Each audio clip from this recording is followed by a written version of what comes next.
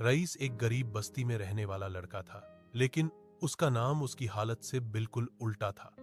उसके पिता रिक्शा चलाते थे और मां घरों में झाड़ू पोछा करती थी। घर में खाने से ज्यादा चिंता होती थी और सपनों से ज्यादा जिम्मेदारियां।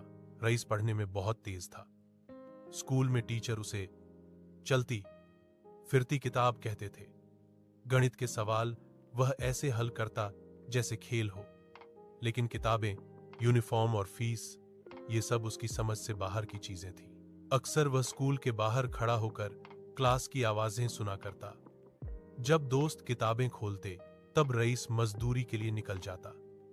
दिन में वह चाय की दुकान पर काम करता और रात को थक कर घर लौटता। फिर भी अगर कहीं पुराना अखबार या फटी किताब मिल जाती, तो वह उसे खजाने की तरह संभाल कर रखता। एक दिन फीस न भर पाने की वजह से उसका नाम स्कूल से काट दिया गया। उस दिन रईस ने पहली बार महसूस किया कि गरीबी सिर्फ जेब नहीं, सपनों को भी खाली कर देती है। मां ने कहा, बेटा, हालात ऐसे ही हैं। लेकिन रईस चुप रहा, क्योंकि उसके भीतर सवाल अब भी जिंदा थे। वक्त बीतता गया, रईस बड़ा होता गया, लेकिन सीखने की भूख कम नहीं हुई। वह लोगों से बातें करता, बोर्ड पढ़ता, अखबार समझने की कोशिश करता।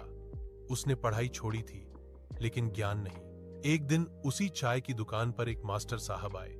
उन्होंने रईस से बातचीत की और उसकी समझ देखकर चौंक गए। पहली बार किसी ने उससे कहा, तुम्हारा दिमाग बहुत कीमती है।